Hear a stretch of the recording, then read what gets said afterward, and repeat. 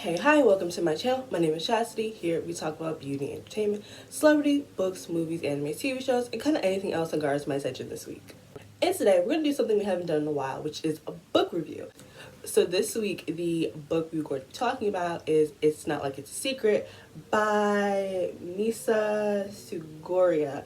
I'm so sorry, that is an Asian last name, and American accent butchering it.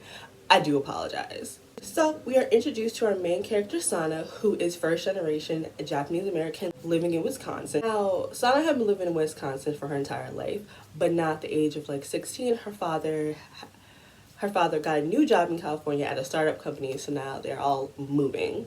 I would describe Sana as not completely neat because she does have moments where she does stand for herself and she does like try to push back, but it's a little shaky. Like she pushes, but if you push a little harder she'll kind of back off. But I think that's just like the growing up in America versus having like Japanese parents. I think that's kind of like what's happening here, where like naturally she just kind of wants to just be like, you know what, I don't want any problems. But then like the being an American kicks in, and if you're American, you absolutely know it's this you think you right, this strong-headed, bullheaded attitude where like it slightly comes out, but then like she backs off a little bit. And she is extremely shy, and so while living in Wisconsin she doesn't have many friends. For Sana, like she's still slightly friends with her friend Trish. Trish and her had been friends since they were kids, but then towards the beginning of high school, Trish got really popular and kind of like they outgrew each other, but Trish, I guess, maybe didn't want to completely abandon her. So like Sana is friends with Trish and Trish is friends with Trish's friends. And her and Trish, like, they speak but they don't hang out anymore. But Trish does allow Sana to sit with her and her friends at lunch. We also find out that Sana is in love with her best friend Trish, which is a lesbian tale as old as time. Like, I feel like being in love with your best friend is just like a lesbian rite of passage. Like, that is your first love because it kind of blurs the line of like, is this just a friendship or are we completely in love with each other? So like when I heard that, I was like, yeah, it really do be like that sometimes. I think a big point that is kind of pushed in the early chapters when she's still living in Wisconsin is that she does not relate to any of her classmates. She is like one of four Asian kids in her entire school, and the rest of the school students, I presume, are white because it's Wisconsin. And she very much so feels slightly isolated and alone, even when she feels like she's a part of it. So since Sana is moving, she's decided to like go to this big like summer bash in her town with her friend Trish, kind of as like a goodbye, because she's never really gone to parties and stuff like that. So she just kind of wanted to have one last really good memory with her friend Trish before she leaves. And this party scene is an absolute mess. To set up the scene, they're at the party and they're playing this. This is how you know this is Wisconsin, a white ass town. They're playing a song called California Girls by the Beach Boys. And basically what the song is, it's just naming different girls from all over the globe. So,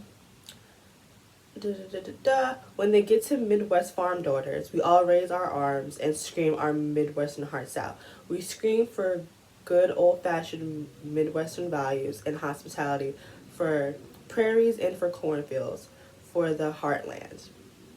So then that happens, and then you have Maddie Larson turns to me and says, "Hey Sana, you know during the California Girls when they were like Midwestern farm daughters and you were all like, woo, like super loud? That was so cute."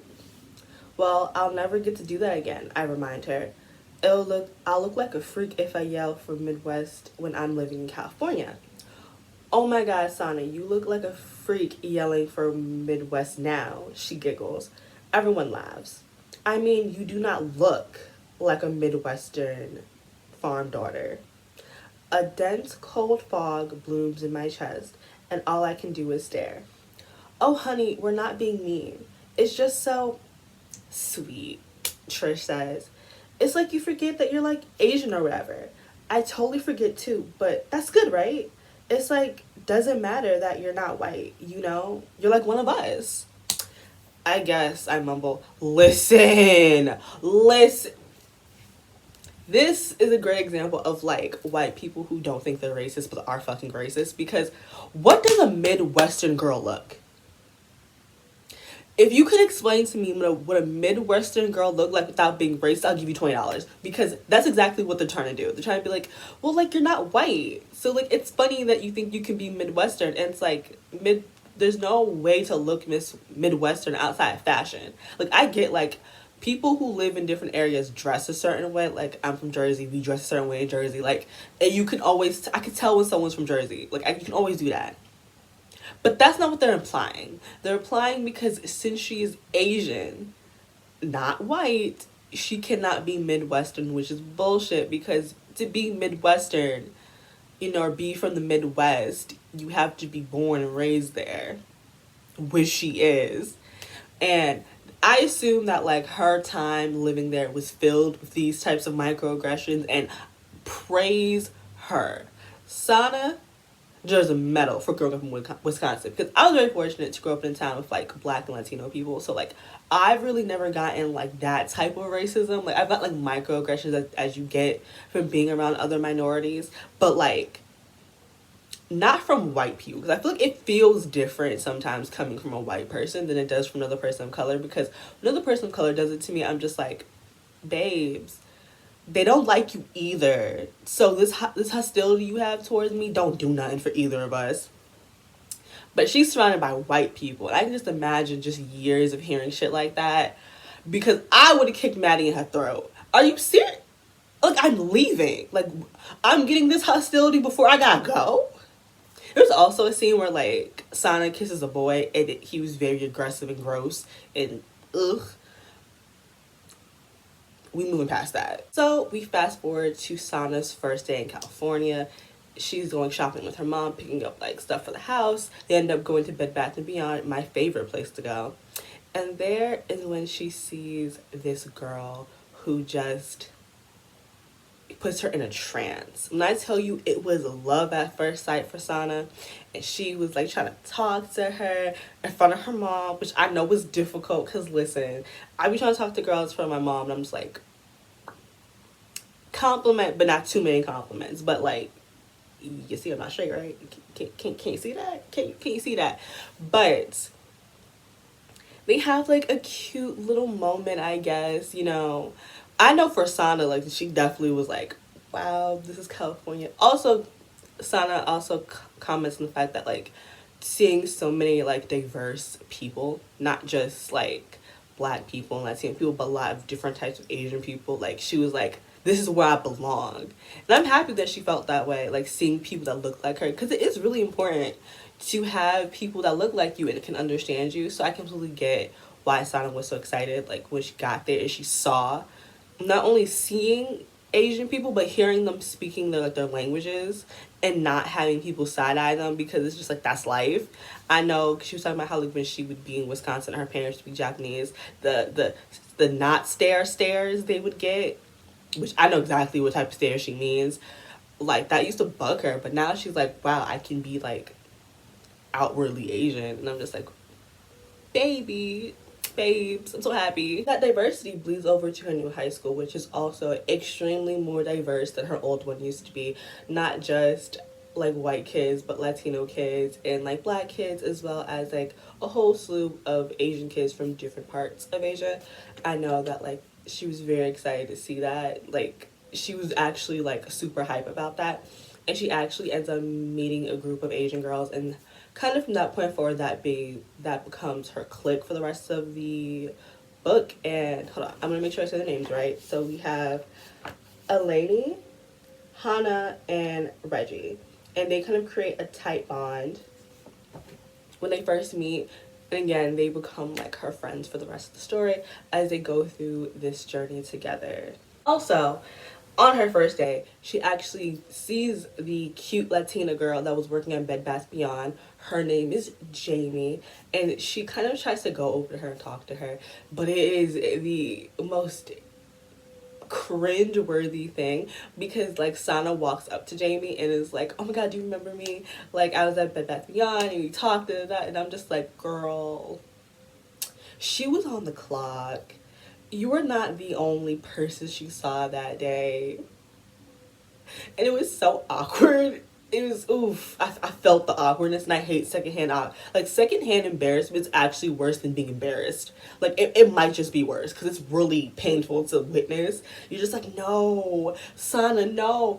I feel like if she wanted to approach her, she should have, but not mentioned like the Bed Bath and Beyond thing. That was cringeworthy. There are two moving plots in this story.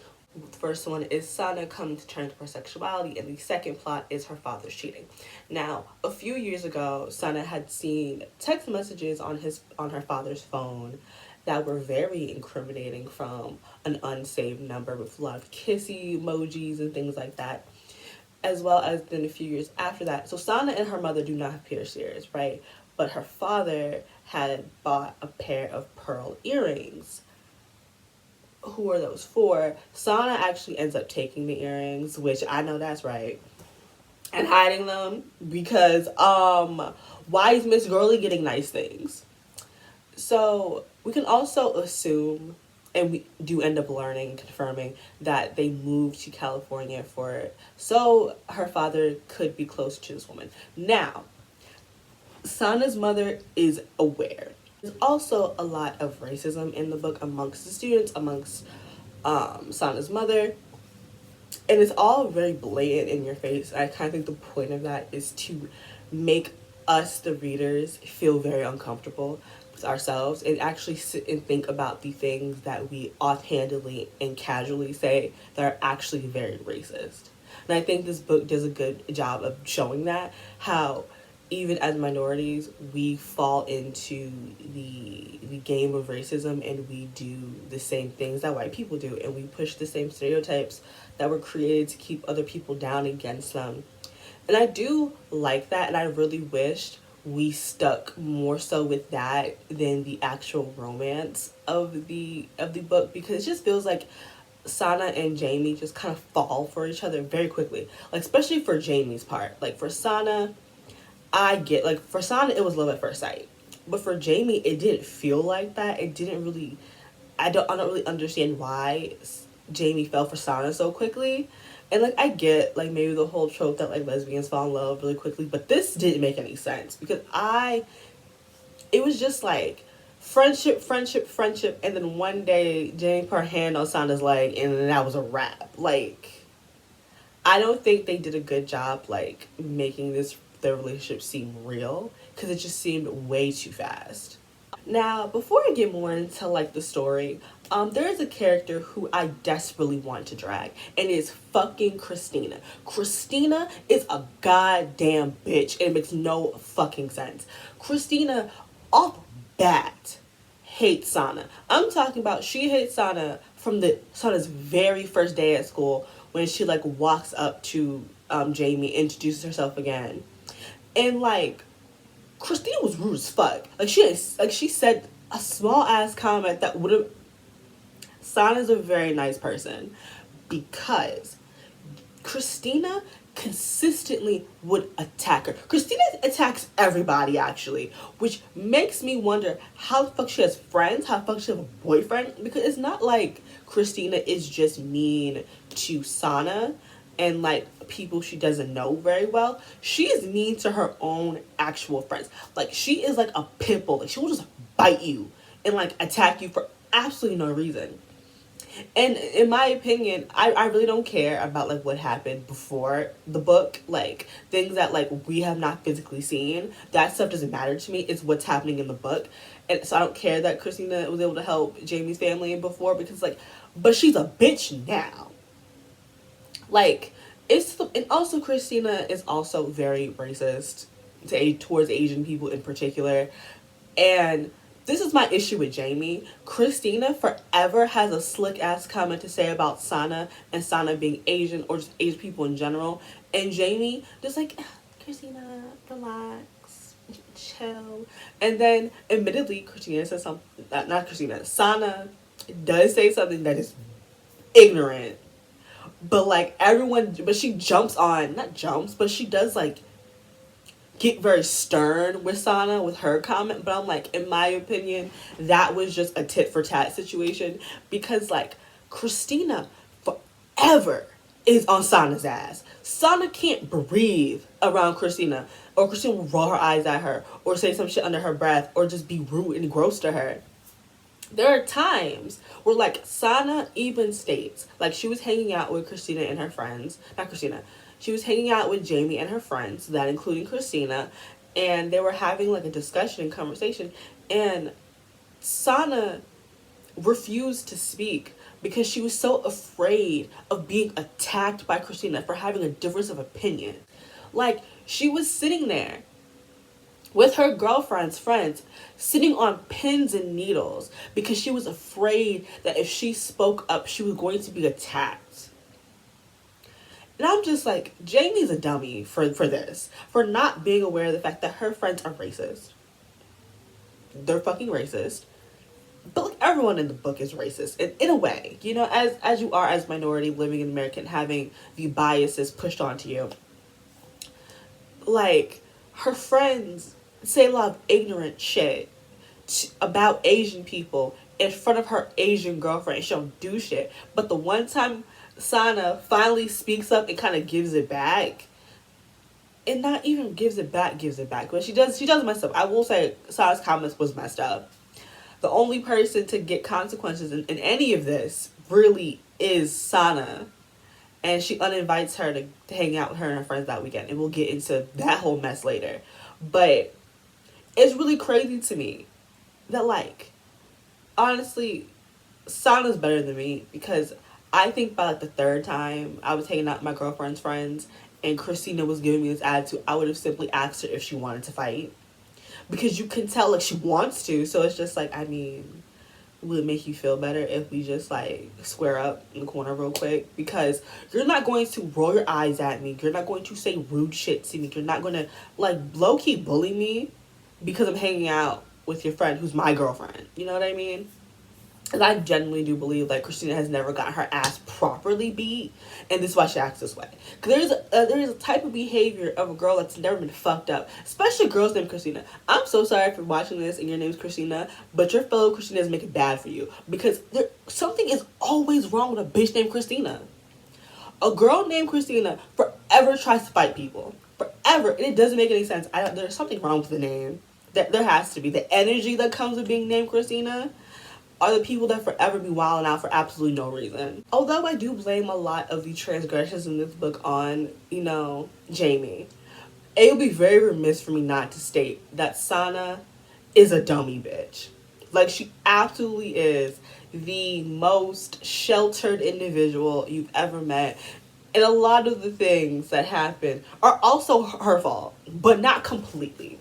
Okay? It's the setup is there, and then Sana, being dummy bitch, does the dummy bitch shit. But it's because other people either put things in her ear, or she's seen some shit and she's like, I'm just gonna react like a dummy bitch. So Sana is actually the second girl that Jamie has ever gone out with. The first girl, she met her during the summer at like track meet or whatever. They kind of fall for each other, and they're like what Jamie believes is dating. And then once the summer ends, that girl dips on her and don't ever speak to her again. So Jamie's in like this limbo because she thought they were dating, and then she stopped talking to her, but they never actually broke up technically, but still they're not together anymore. And then that's when she gets with Sana.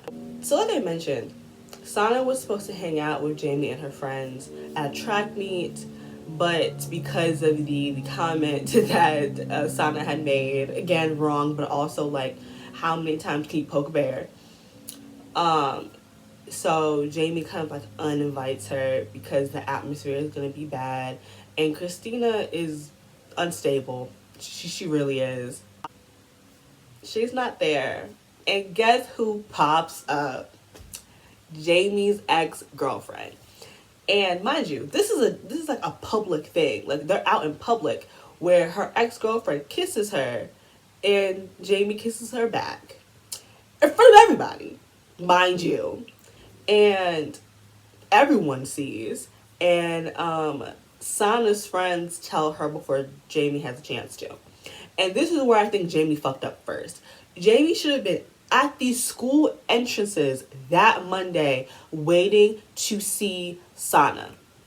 Because instead she waited till after school. And I don't understand how she would think that would not have gotten back to Sana when like her and Sana are publicly very much so friends. They hang out together, they walk home together, they study together. People know they're friends. So it does not make any sense to me why she would wait till after school. Because like Sana's friends told her about it, and then this boy Caleb, who has a crush on her, also tells her about it because he's like, I see you hang out with her. Did you know X, Y, and Z? Like, that was, and so like Sana is walking around school now putting a bunch of nonsense in her own head, as you do when you're forced to sit with your own thoughts for a whole day. Again, I don't understand why Jamie was not waiting at the school entrance just for Sana, but you know, stupidity. And they do end up talking, and this is where like Sana doesn't have a spine because she was really worried about Christina breaking up with her, and not for the fact that Christina had publicly kissed another girl in front of their whole school, the classmates. Okay. And she's just like, and she was just like, oh, you're not gonna break up with me. And I'm like, babes, canoodled. Okay. Okay. So, and this is where Sana is a dummy bitch. Because personally, honestly, I think I probably would have broke up with her. I ain't gonna hold you. Because I was told my own business by other people. Other people had to tell me my girlfriend was kissing somebody before you said it to me. I don't like that. Should text her Sunday night and be like, we need to talk.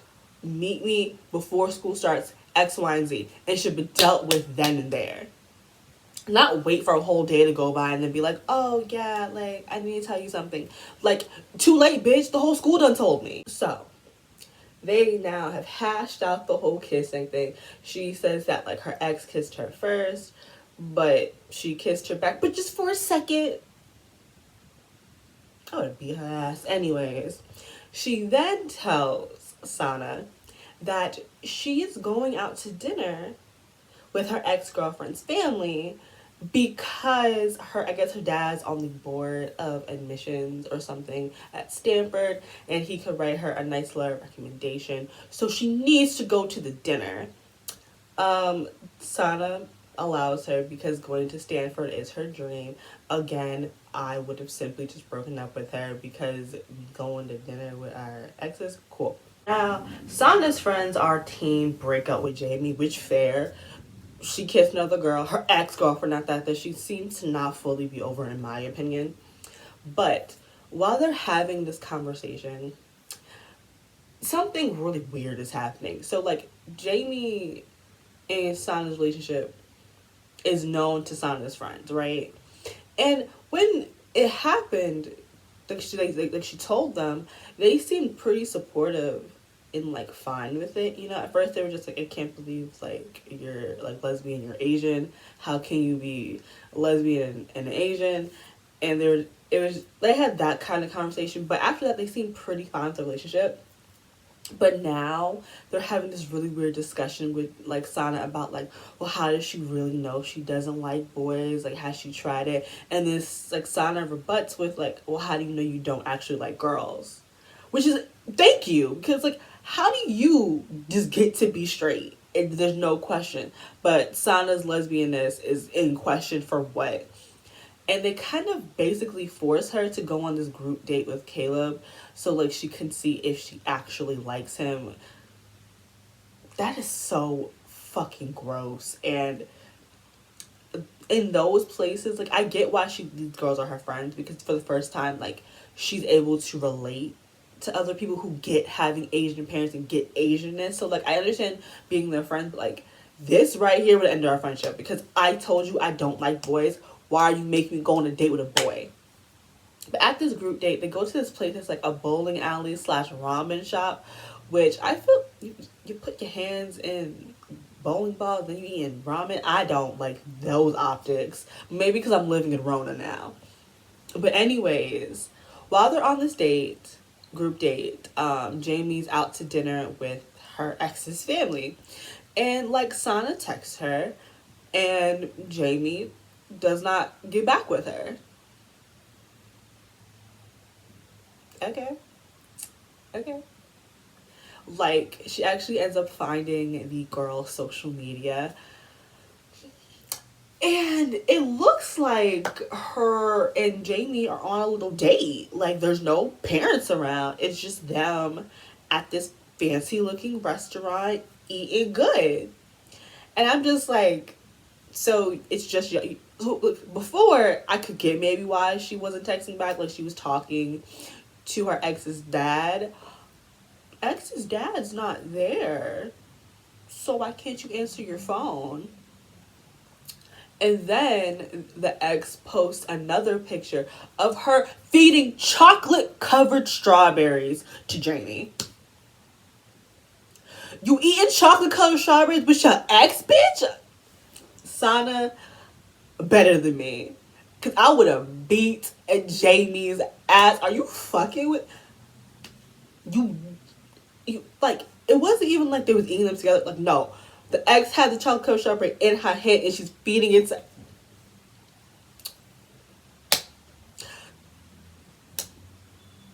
Are you serious? So, like you would assume, Sana is a little upset, you know, a little perturbed, if you would, and she does something extremely stupid and reckless, and that is kiss Caleb. It's worse because Caleb actually really likes her.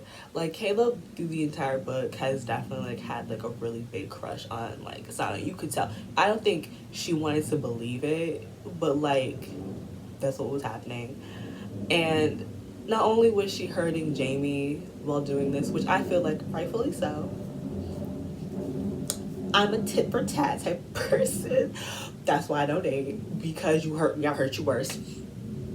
I'm aware of that. That's why I don't date. You see, I'm aware of my problematic ways. But she brought another person into it by doing this, which was Caleb, who's an innocent victim in all of this. A emo poser, like, you know, those emo people who think they're so much above cliques and all that stuff while they themselves are hanging out in their own clique. But when you get past that, like, facade, he's actually very kind and very sweet. And they kiss, and then Jamie and her talk the next night, and Jamie's like, she kind of ambushed me, like she said we were meeting like her parents and they never showed up. And here's the thing, Jamie, why didn't you call an Uber? Why didn't you take the bus? Why didn't you ask any of your friends to come pick you up? Why did you stay? Why did you continue to go on this date with your ex-girlfriend? Why did you pose for pictures? You was eating chocolate covered strawberries with your exes. It's really hard for me to like be on Jamie's side, where it's like, you should have left. You take the bus all the time. Take the bus back home. I don't care how far y'all went. You needed to leave. And also, you didn't text your girlfriend the entire night. Which, if personally, if honestly, like, if I hadn't even seen the Instagram like stories and stuff like that, I still would be feeling this type of way, because like, you with your ex but you don't want to talk to me? That's weird. An ex who doesn't even know about Sana. Listen, like, I think this section of the book is Jamie's fault. I do. Because she did not do what was necessary to make her girlfriend feel secure. She didn't do what was necessary to make her girlfriend feel secure.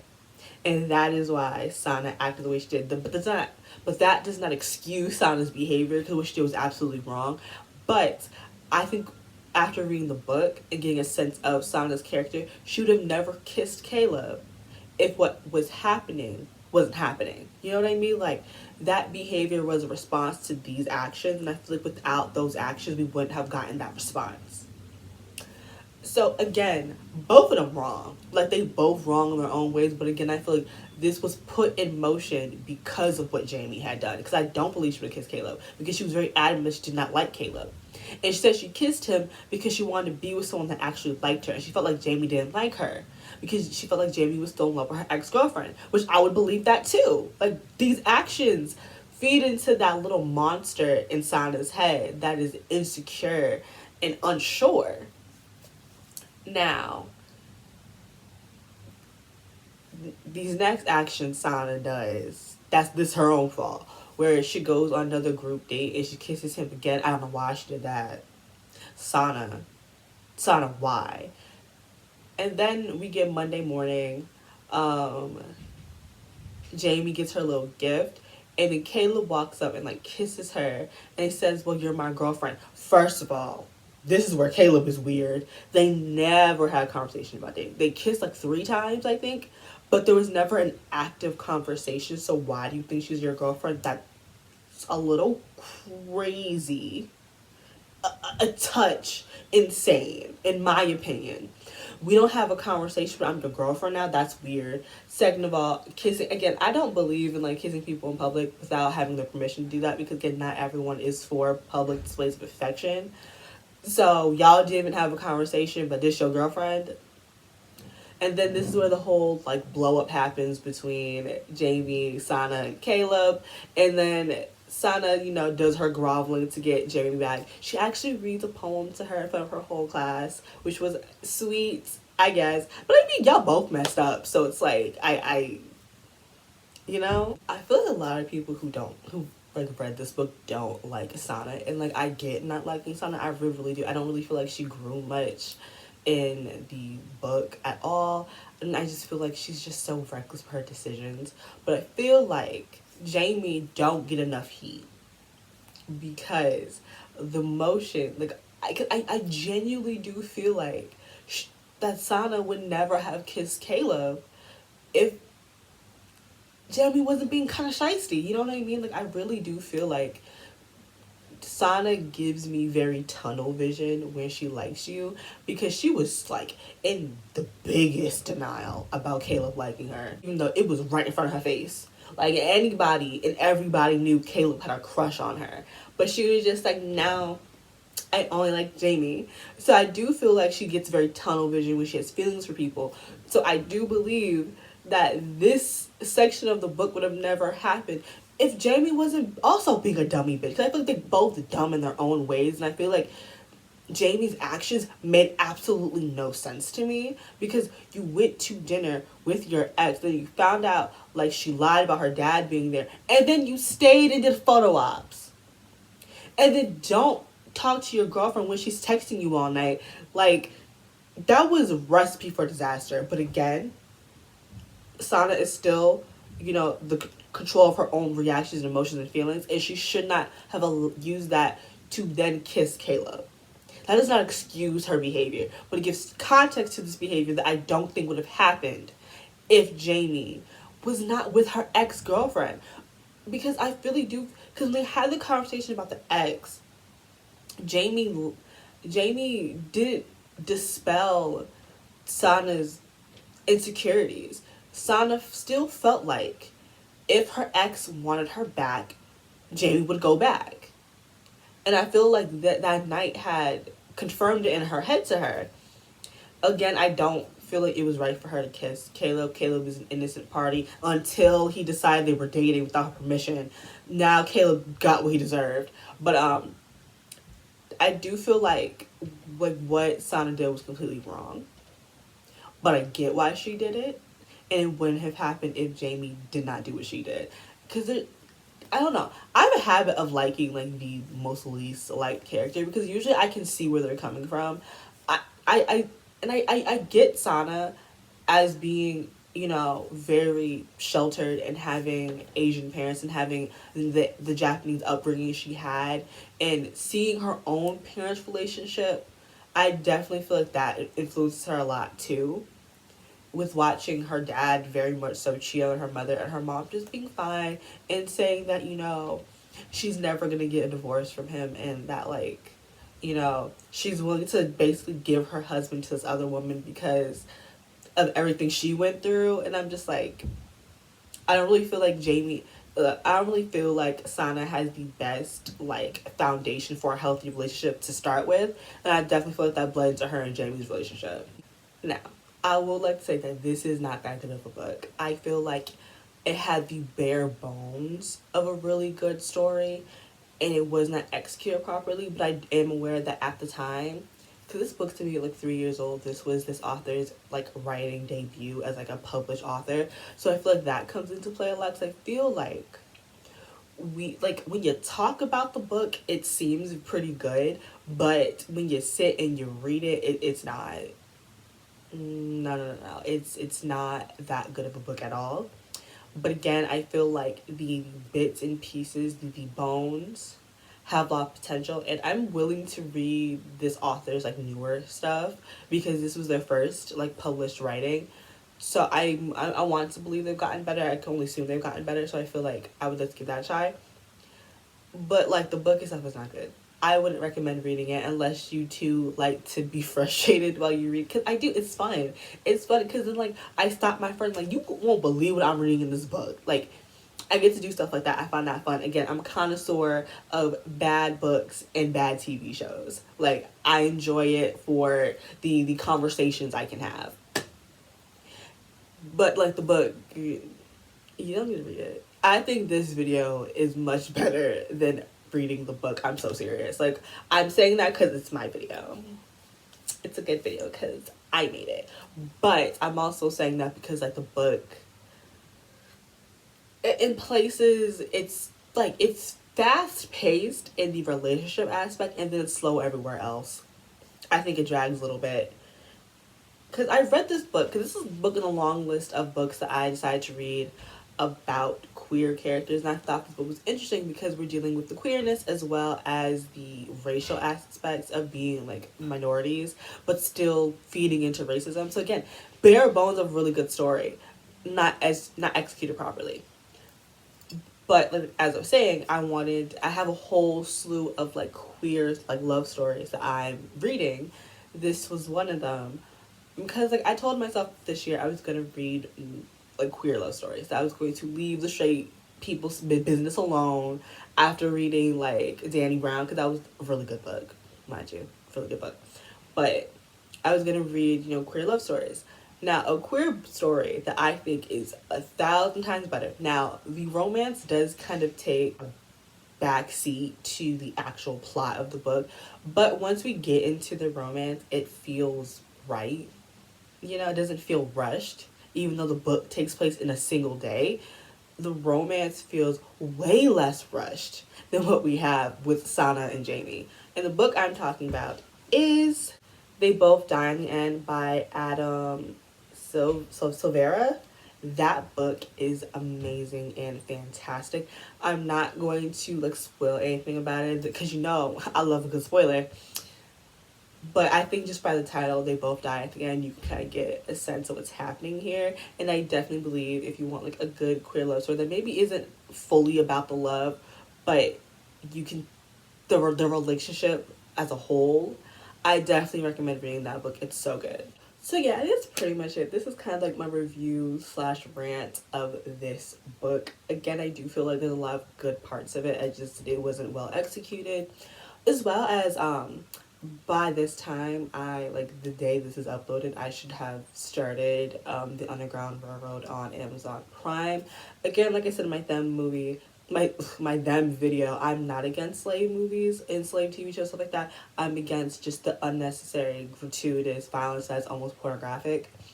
But this is made by Barry Jenkins, and I have faith in him. Not in many directors, but in him. And I've read the reviews, and reviews seem so good. So if you would like to see my review of that, definitely sign up in the comments. But yeah, I think that's pretty much it. Don't forget to like, comment, and subscribe, and I'll see you guys in my next one. Bye, guys.